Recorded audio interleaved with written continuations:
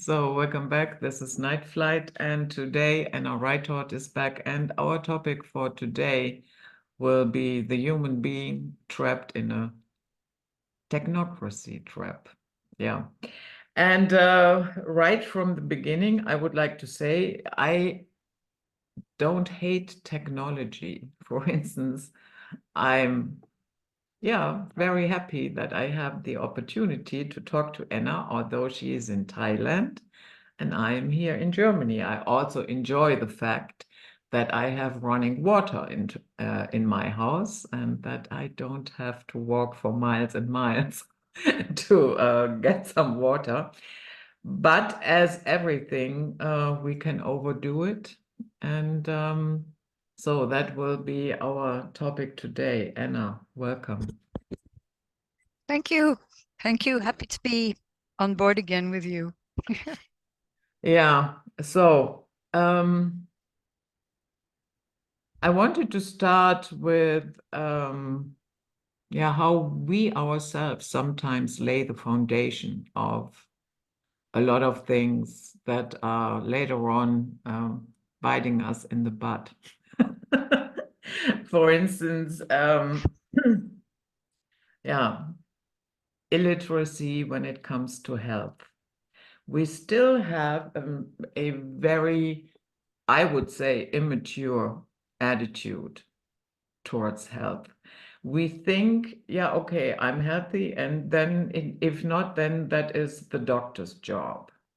Yeah, and with it comes a form of, believe in that miracle pill, or just recently we saw this injection that melts your fat away without any diet changes and what have you.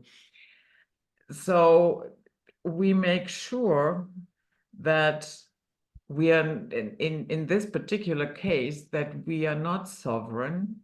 We do not really look into how does the body function, what does it need, and on it goes. So what is your take on that, especially when it comes to health? Well, it's a huge topic, and you've raised several questions within that topic. When you say that we are still kind of in our infancy in respect of health, well, as you may recall, I'm an anthropologist who specialized in traditional cultures, and I've been lucky to still meet people in some of these traditional cultures that had the old way, in which people just, they knew, the knowledge and the plants and the different, the know-how had been transmitted from generation to generation. And so, in that kind of traditional society, you had to rely on the resources that you had around you. So you were not introducing all sorts of weird stuff into whatever you were consuming. You just knew, whether water was pure water or whether it was, whether somebody's pigs had been shitting in the water. So, and, including in the West, until Rockefeller came around and decided that it was necessary to invent a completely new so-called medical paradigm, we were still all living. And, I think we were doing fine with all sorts of traditional modalities, but also with very creative new modalities, such as homeopathy, of which I do believe Germany is a great champion,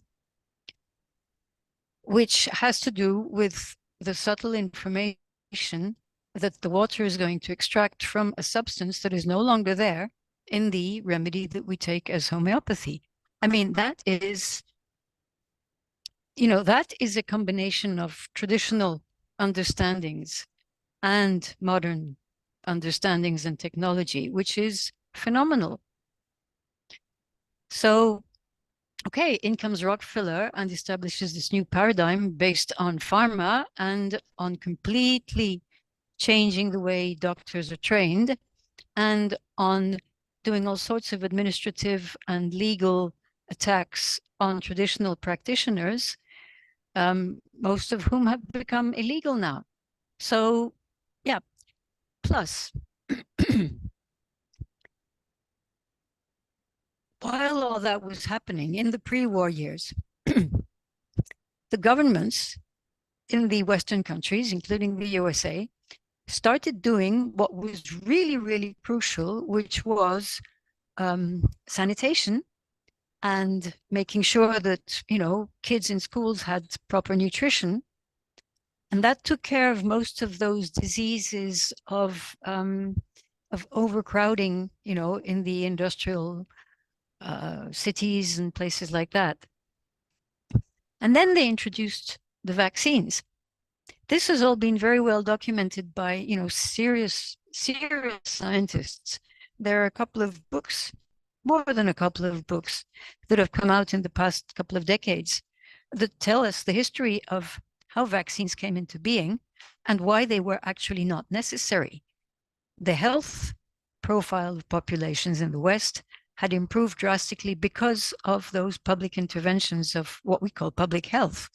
So, but it's on that basis that the evolution that you've just mentioned started to happen, where people started believing in the fact that you could have a magic pill, that the doctor was going to take out one, you know, part of your anatomy.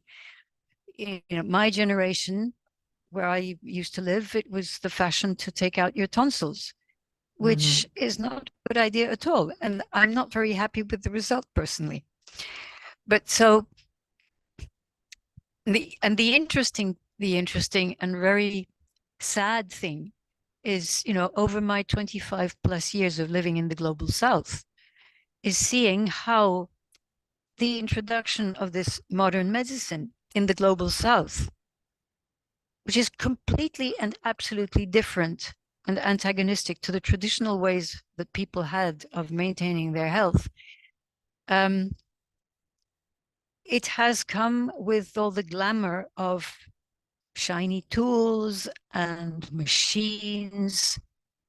You know, once people had been addicted to the TV and the magic of the TV, it was easier to introduce them to the magic of the tools and the machines of the doctor. And they became very quickly addicted to antibiotic injections. I mean, you know, until very recently here where I live in Thailand, you know, a guy had a cold, and to be able to go to work, he would just run off to the doctor and get an antibiotic injection. So, you know, for any reason, you know, the kids, they're all injected with antibiotics all the time, just crazy. So, of course, you know, this makes people physically less and less healthy, less and less resilient to, you know, whatever stress and whatever poisons are lurking, you know, all around us, and ever more dependent on that system.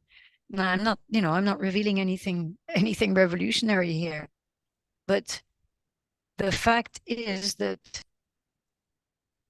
by taking away from us our responsibility for our own bodies and for our body minds, it has promoted a certain laziness, which may also be inherent in humans, or at least in a certain proportion of humans, that, well, you know, why bother? Why bother with knowing these things, with, you know, collecting herbs and taking care of myself, if all I need to do is rush off to somebody who's going to put, you know, a needle in my butt?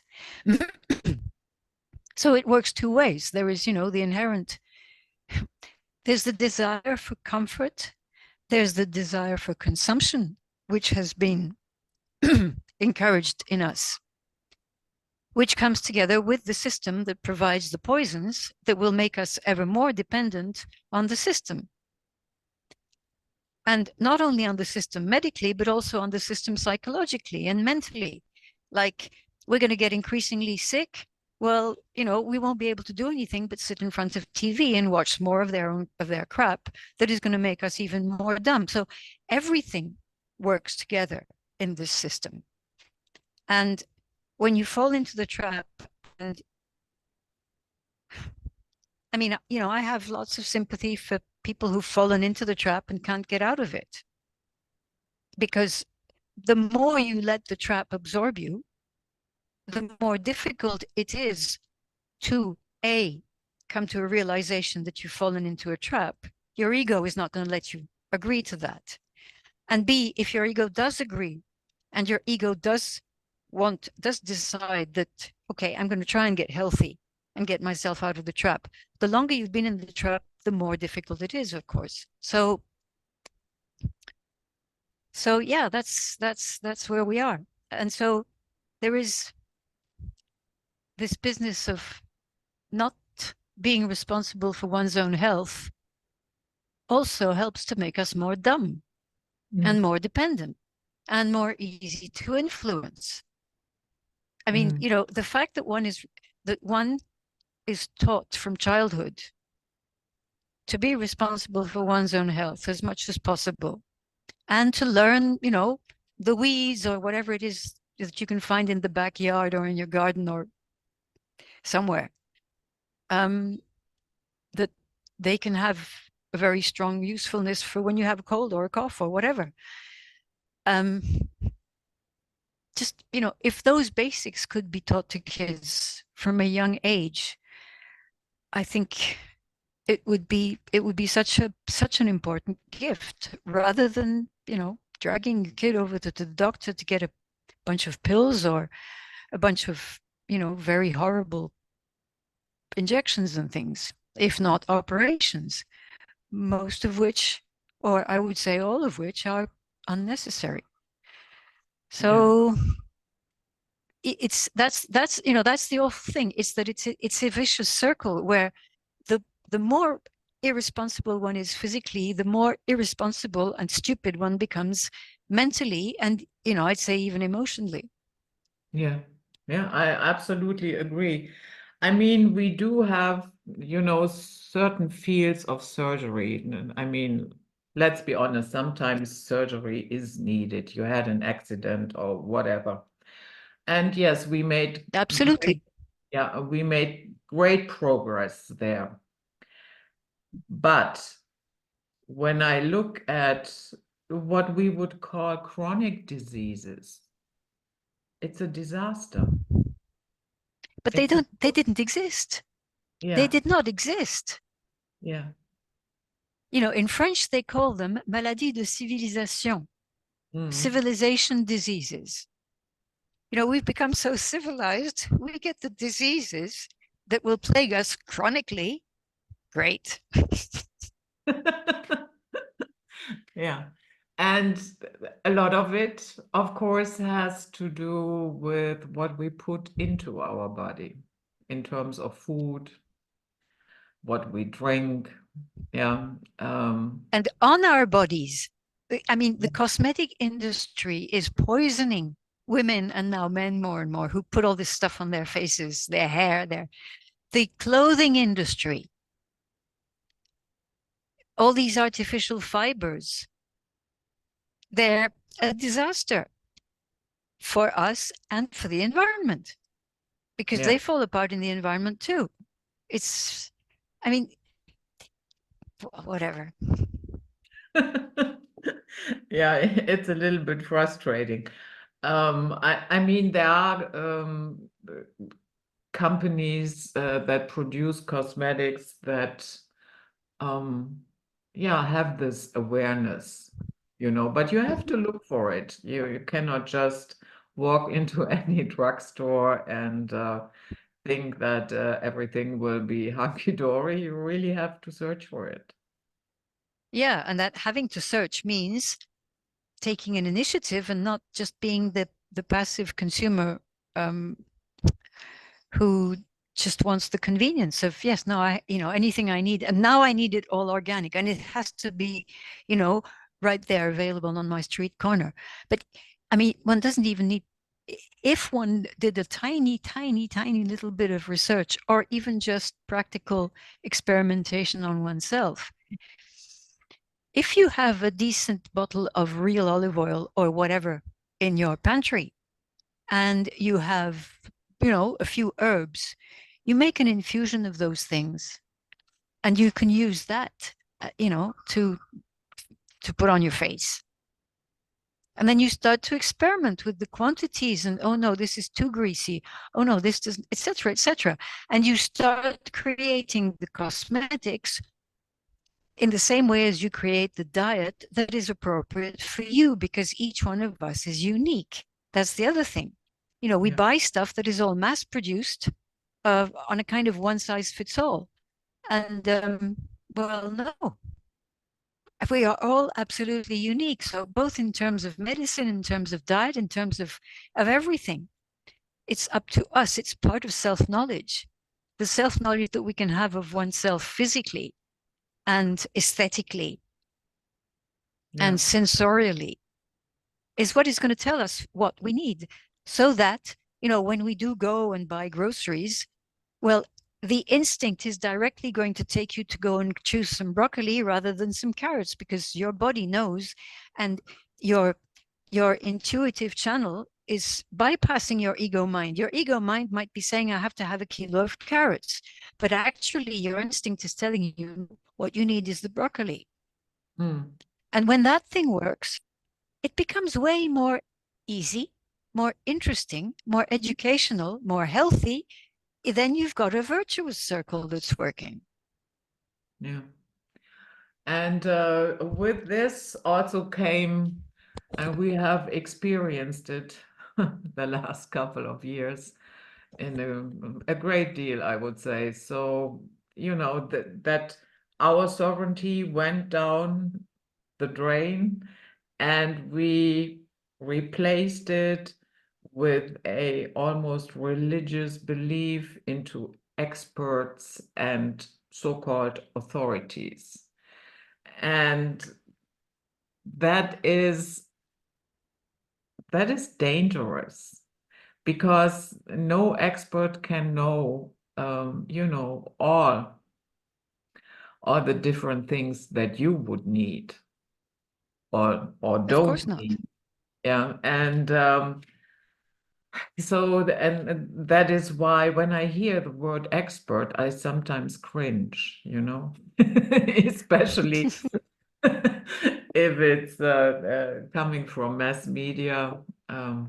Yeah, I'm hyper alerted, but I would really say that that goes together, know yourself, because most people don't know themselves. Yes, they function in society. They have their jobs, they have their bank accounts, they go on holiday, they have children. But let's say you ask them, who are you? And not like, in a greeting or something like that. It depends on the situation. But if you really want to go into a deeper conversation, then most of the people will tell you what they do as a job. What has that to do with your essence? Nothing. Yeah. Yeah. So Generally nothing, unless they are the few who actually do what they really, really, really love and what they came in this life to do. But yeah, no, of you're course. right. But I mean, there again, the job of the expert is to be learning throughout their life. The problem is we have, turned the expert into a kind of priest who has, a direct, line with God, and consequently knows things infallibly. And the problem is that the expert believes this. Yeah. It's almost So like hope. yes, it's a religious mafia. And humans are the faithful. But when you started your question, you mentioned the word sovereignty. Yeah. Actually, I never heard the word sovereignty spoken very often before the whole pandemic thing started. Mm-hmm. We started discovering and claiming that we had sovereignty as humans. You know, those people in the alternative circles who were sort of, you know, criticizing the situation and foretelling the loss of sovereignty and things like that. So, you know, then you started having all sorts of people teaching ways to be sovereign. But sovereign, basically, it's, you know, it's a term that is traditionally applied to monarchs. And frankly, you know, I don't have any aspiration to be a monarch. I just want to be a human being, you know. Yeah, I don't Fully. I know what you mean with the royals, and but what I mean is that sovereignty, I in the know sense what you that mean. you make your own decisions and not Judith, based on a feeling, but you have done your homework, you know what works for you, how you can keep yourself healthy, and if there is a bigger problem, then you find a way as well. That is what I mean by that, that you're of not course, dependent. Judith, I understand. Of course you mean Okay. it that way. And a lot of us mean it that way. Hmm. But there again, you know, I'm the linguist. Yeah, And so yeah. I'm going to come up and I'm going to just point out that, okay, this word that has become fashionable Hmm. amongst the resistance, you know, over the past 3-4 years, and it's all over the place now. But let's realize, you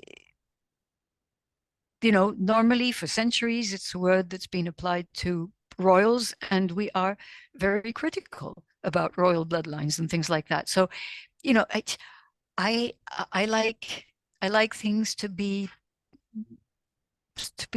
kind of clean. I never talk about myself. I talk about my humanity. Okay. Just being, you know, it's a big fat job being as much of the human that we are capable of being without you know, using words that have a dangerous connotation out there. Okay. Yeah, But of thank you. course, I know, Judith, of course I know what you mean. It's just, you know, I need to say this, you know, mainly for whoever is going to be listening to us. Yeah, thank you for that. And so you would suggest substituting the word sovereignty with humanity. I You will haven't even thought have a about better what word. word, What? uh, integral, a full human, a Okay. true human. Okay. It's not just humanity. It's because, I mean, most of humanity is not being fully human. I mean, you know, from what we've been talking about from the beginning of this conversation already, we've been pinpointing aspects, very large aspects of our lives that we have abdicated to authorities who have no right to be such authorities other than how we give it to them. But they take, you know, they impose their authority by deceit. And most people, they're also too naive to be able to see through the deceit. And they're too weak to have that kind of primordial instinct or intuition that tells them that, hey, there's something wrong here. I'm going to stay clear of this until I've worked it out, and then I can make up my mind about, you know, whether this is a good idea or not. So, yeah, that's the other thing, is that, you know, in our natural state of being, like animals, we have a natural instinct. Small children, babies, you know, they have an instinct. You're going to put something that they don't like, that you think is good for them, in front of them, and they're going to go and start screaming. You know, it's that kind of instinct that we need to have, not just like a baby, but, you know, in respect of pretty much everything in life now, because everything has become toxic and polluted and geared to making sure that we do not go back to being fully human. Mm-hmm. Yeah. Another thing that adds to it, I would say, is our school system. Ha! Um, usually, usually, people come out of it and they kind of have developed a slave mentality. And, you know, somehow always there is this fear of scarcity. So meaning I do this, that, and that, and then I need the good degrees, and then I get the job, and yeah, I will be safe financially, but yeah, it is a little bit, yeah, catering to, if I look at what is going on in Germany right now, what is happening in the schools, and even in kindergarten, my goodness, that is really, really horrible what they are telling the kids. And I don't see a way how they're, they will be fully functioning humans. They will come out confused and as slaves. Well, confusion is the best way to keep us fragmented internally, of course. I mean,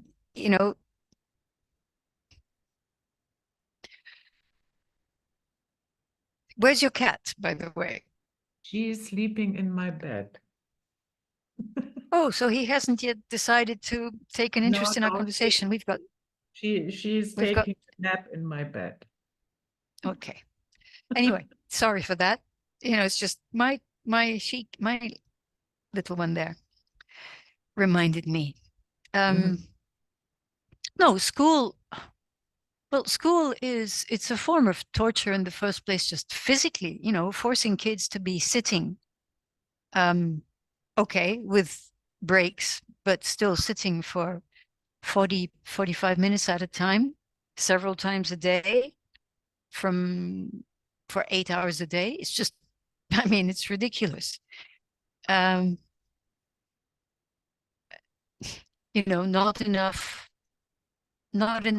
sort of physical running around, playing. I mean, most kids, the main form of learning for kids is through play. So, you talk about scarcity. So scarcity of playing is, that's not nice. And then the stuff that is put into their little minds is, and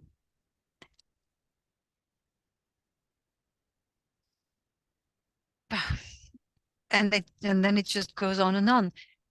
I don't know about you, but I was privileged to have, for at least part of my early education or secondary education, kind of classical, which was absolute torture, but it was very good for developing analytical capabilities,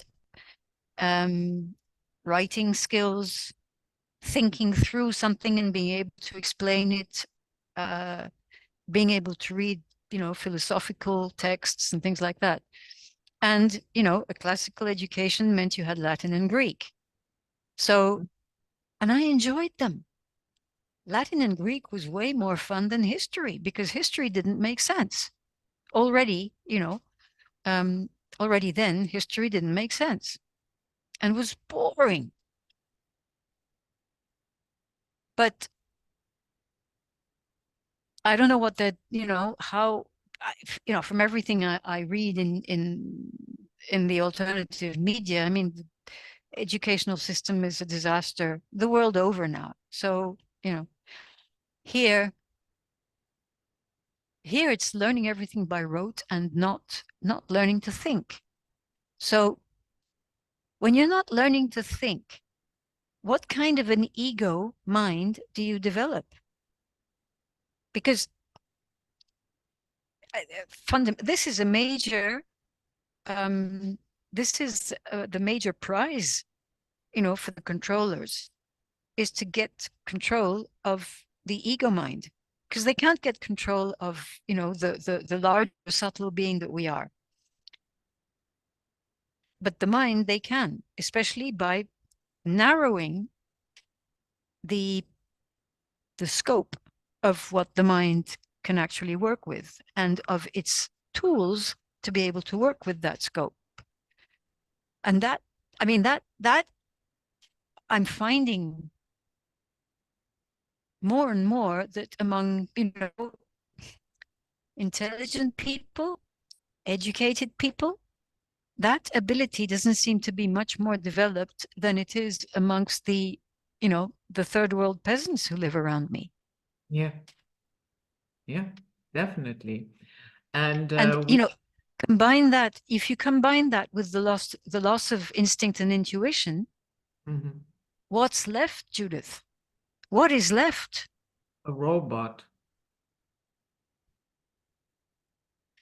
a biological robot. Yeah, that is how I think what we are talking about, we could use the headline normopathy. This desire to be normal, to fit in. And but because all these normal things are so detrimental to our souls, to our bodies, to everything around us, to nature itself, I would say that normopathy is actually, yeah, a form of insanity. Oh, of course. Yeah, because it's a complete deprivation of 99% of what it is to be a human being. On the other hand, if our societies were made up, 100% of eccentrics, I'm not sure that would work either, No, So no, there but is, there's a but problem. now we are going from one extreme to another. Well, exactly, yes. But Uh, that's the normality is, what is normality? In a healthy, sane past culture, yeah, there has to be a sufficient cohesion of the social group for it to be able to be. But at the same time, within that social group, every individual has to be able to develop his or her own skills to contribute to the collective and to, and to have dialogues and fruitful and meaningful love affairs and business affairs and what have you. So, that's another thing with traditional societies. Traditional societies, when the modern world starts encroaching on them, you're going to have the traditionalists who become rigid, and they create a reactive kind of normocracy or normopathy, to use your word, right? And then the younger generation that wants to break out of that tradition that has become a prison, they're going to embrace something else that they do not yet understand, and in the creation of which they would need to be involved as not just as consumers, but as co-creators of this other new system. And so, you've got people in the West who went away and they created communes, and then there was the whole flower power generation and all that kind of thing. It didn't go very far. It's difficult to break out of a normocracy unless you have a very, very strong character. You're prepared to walk your path on your own, to have people laughing at you and then kicking you and throwing you out. It's really, really hard. But at the same time, in the normopathy that we experience now, publicity and all the adverts for clothes and cosmetics and things like that, they keep telling you that you are unique. And so your uniqueness has to shine. And then you find that people are no longer content with the appearance that they have, and they start modifying themselves. They need to change. They need to go and have cosmetic surgery. It's phenomenal across Asia. The number of girls who have their noses made more like a Korean nose or like a French nose or like a German nose, it's just amazing. And it destroys the intrinsic harmony of the particular phenotypes of Asian people, African people, white people, etc. African women who absolutely have to make their hair straight. Mm.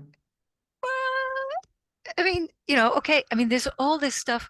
And then you've got this epidemic of having to change the color of your hair, turning it purple and pink and green and putting weird shit in your eyes. And then, another step further is to make all sorts of holes in your body and to put rings and stubs and nails and oh, I see the cat behind. No, that's my cat. That's your cat. It's crazy. Whereas that's the other thing, when one has this kind of happy responsibility for one's body and the ability to deal with, well, to live with whatever, pain and things are going to happen to us physically, and to be curious about, oh, what is this? Where does it come from? What am I going to do for it? You also get to the point where actually, I am the way I am. And so, why should I bother making my hair purple? Or, dressing up at 10 o'clock in the morning as if I were going to the opera house.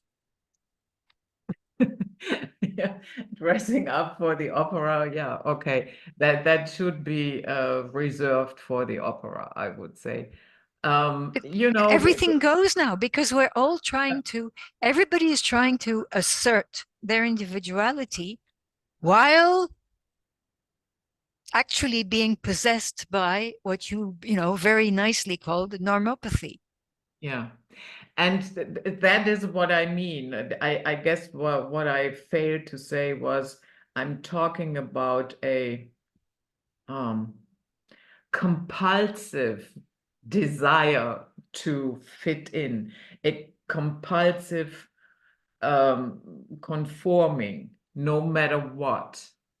Yeah, in extreme cases, I rather take something that has never been tested in the long run and I get serious health issues or I might even die, but at least I have conformed. Yeah, the thing is, in at least I have conformed. I don't think they have contemplated the possibility that they might die by conforming. I don't think they've contemplated because, I don't know, whatever. No, they obviously haven't. I mean, because the whole point is that your salvation, to use one of your favorite concepts, is to to do what everybody else does. That's the salvation. Without understanding that, well, the whole bunch of lemmings, they're all going to fall off the cliff. But that's, I think, part of it has to do with our very, very, very ancient instinct to, when we used to live in the wilderness, it was better to be a group than to be on your own. So there's probably some of that. There's something about the fact that when we are born, we are completely helpless and completely dependent on, at least one person who takes care of us. So there has to be something of that in our deep subconscious. But at the same time, there is the calling to become who we are, I'm not going to say meant to become, but who we have the potential to become if we're interested in following that path. So, you know, there are these different things that make us up, which seem to be antagonistic, and it's our job to bring them together. Mm. It's our job to you know, to create harmony where there is polarization that seems to pull us apart. And people now are allowing themselves to be pulled apart, refuse to be aware of it. And well, I mean, they're self-selecting subconsciously, unconsciously, to go into the robot crowd, or consciously choosing something else. You know, Yeah. that's Yeah, this normopathy, I would say it usually leads to estrangement from yourself. It also leads to estrangement among people. Yeah. And it has, in many cases, catastrophic results. And exactly there is the point why it is so insane to strive to go along to get along. You know what I mean? yeah, yeah. Mm. But the other thing is that we tend very often not to pay attention to when we've been given a warning, because we've got, you know, along with the normopathy, there is normalcy bias in terms of our beliefs and of, it's going to be okay anyway. Oh, the problems are happening over there. They're not going to happen to me. You know, there's all sorts of things that we say to ourselves to reassure ourselves until we start panicking. And then when we start panicking, you know, then we can be all the more manipulated more easily to go with the normocracy. But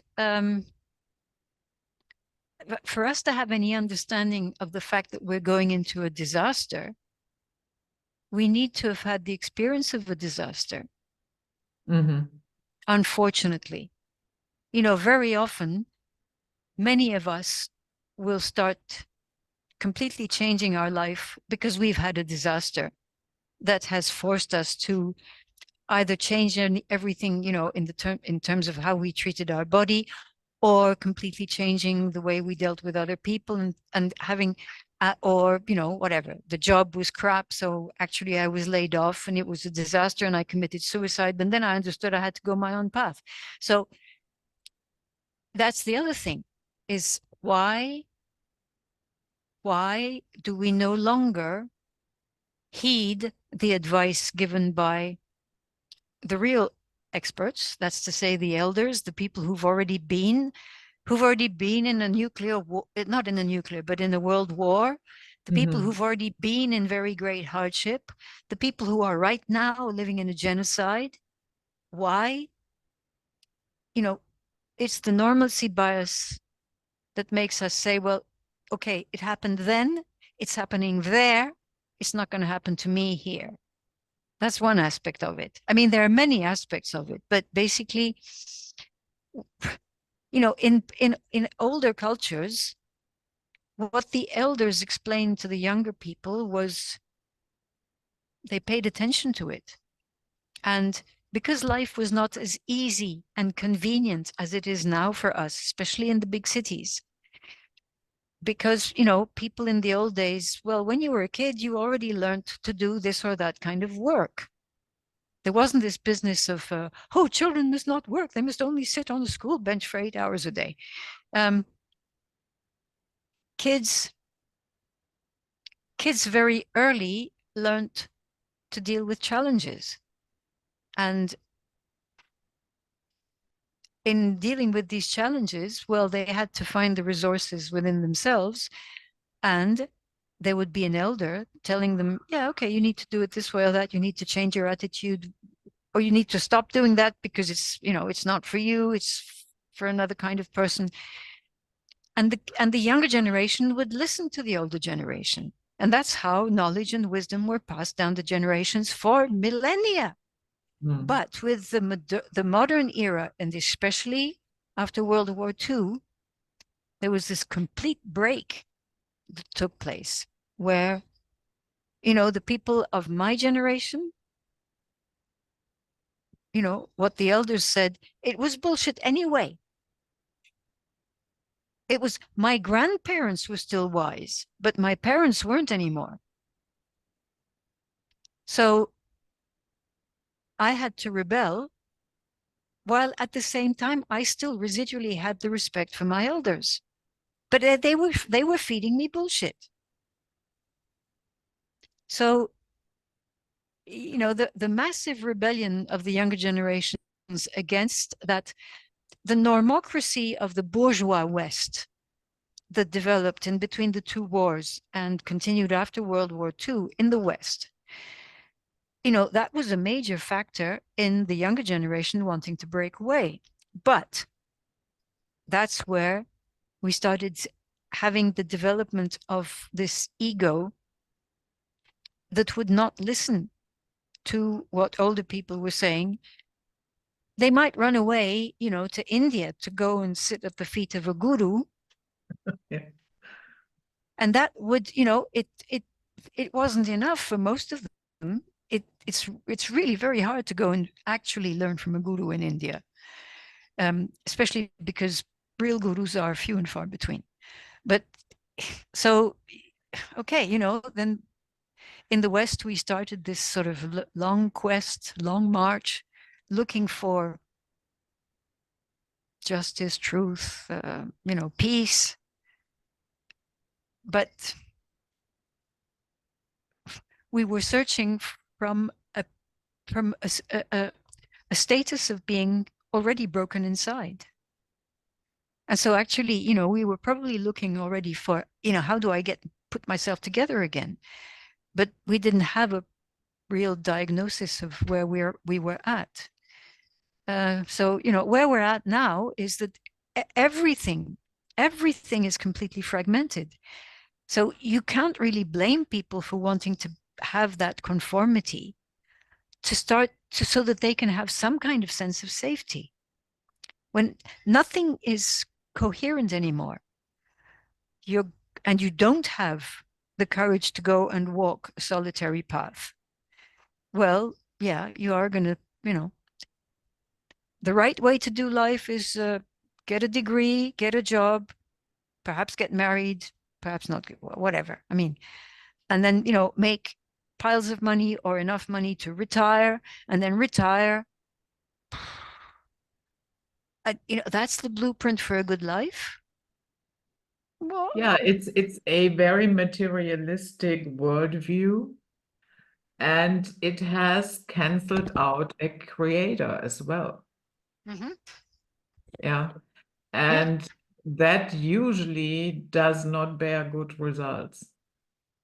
No, because, I mean, the creative instinct is going to, for people who don't find their place in the conformist world, they're going to go into drugs, criminality, things like that, because those are the only ways in which they can be creative. Yeah. Yeah. And in fact, I mean, we condemn them, we put them in jail, but they are actually sending us those alarm signals on behalf of the whole of sick society. But the rest of the society, put them away, lock them away, danger to society. Well, actually, they are just the shadow of you. Mhm. They are expressing what you have allowed to be put in in the basement. Yeah. And as we all know, during the Second World War, then women, of course, started working. A lot of men were gone, so women started taking over the jobs.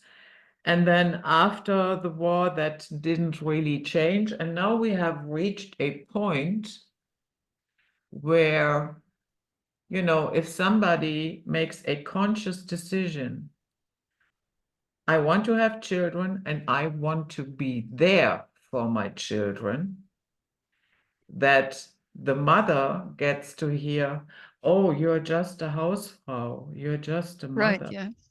Yeah. How horrible to say that, because it is exactly these early years that are so important for our, not only the relationship of parents and children, it's important for your relationships in life in general. If your marriage will work out or not, if you can have stable relationships, because giving the child away at a very early age, usually little kids do not really like to go away somewhere with strangers. Yeah, that is the starting point of the estrangement, and this need to feel safe, and that I'm really protected here, and I can talk to my parents about anything, and they do not yell at me, they listen to me, and and once that this is fulfilled and it's saturated, then comes a point where the child wants to go out into the world. It has a stable foundation, and then it will take its own path. But the more estranged you are from your own child, um, the bigger is the risk that, the other peer group will take over, and they are children as well. Yeah. And they no longer listen to you. The relationship is destroyed. And yeah, what we end up with then is so-called adults in an arrested development. Mm-hmm. Yeah. And it's arrested, well, based on trauma. Yeah. Yeah. I mean, even before the business of mothers who want to be mothers and who understand that it takes a hell of a lot of energy and creativity to be a mother. Yeah. It's a huge work. And so, those mothers who actually, okay, I'm my career, I can put it on hold. And, becoming a very, very, very successful businesswoman, well, perhaps it's not that important when we're talking about, life.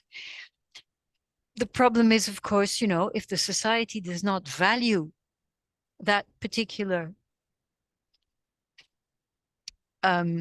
status of women, and it's true that it's been used for centuries completely in an instrumental way, where women are just baby producing machines and servants to the husband. So I mean, there's it's a whole complex history through behind all of this, and we still haven't digested it either collectively or individually. But then there's the other big thing um about women wanting to have babies. And there is this growing movement of women who want to have their babies at home and not, in a sterile hospital where, I mean, the birth process is traumatic for the mother and for the kid, Yeah, sure. with the tools and the chemicals and the screaming of, other women. I mean, poof. So yeah, I mean, not to mention certain nasty surgical things that happen to boys in certain cultures, Hmm. and to girls in other cultures at a later stage. But it's this trauma imprinting, which there again, I mean, traditional cultures did everything for the whole pregnancy, birth, and early years to be non-traumatic. And that was the solid basis upon which the kids could grow up and, okay, make their own path. Yeah. But, there again, the trauma imprinting it's part of the whole design. And And it's been normalized to such a huge extent. Most of us don't realize that our need for safety and our need for conformity is precisely a reaction to that, to the, to the trauma, the separation, the violence, the what have you that we have encountered in early childhood. And so is it really any surprise that, so there are so very few adults nowadays? It's not surprising. Yeah, absolutely.